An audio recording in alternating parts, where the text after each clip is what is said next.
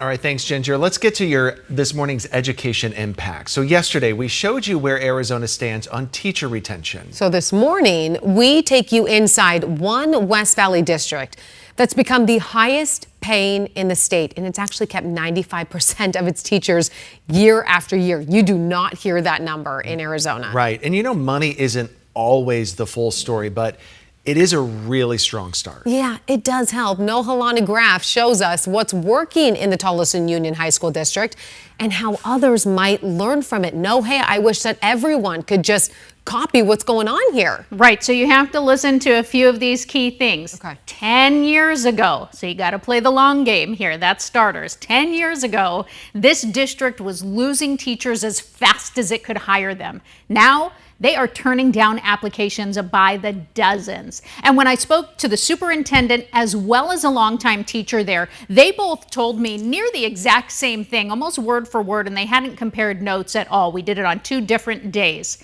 Pay gets people in the door, but it's culture that keeps them.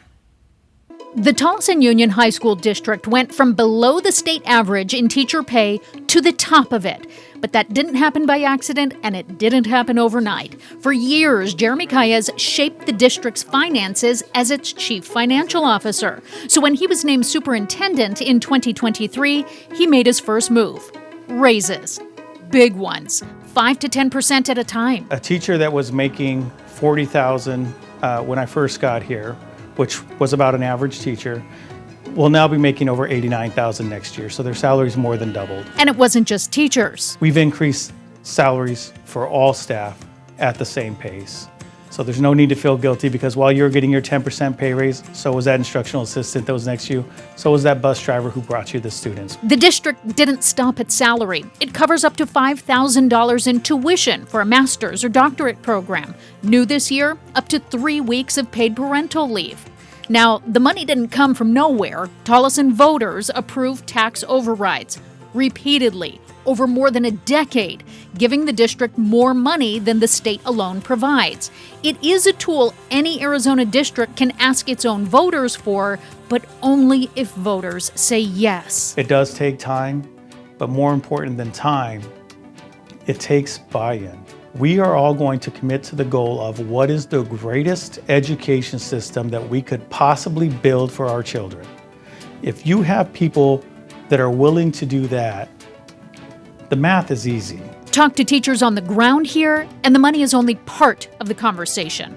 Michael Connor teaches government at West Point High School and serves as advocacy chair for the Tolleson Union Education Association. 3 things: pay, benefits, and respect.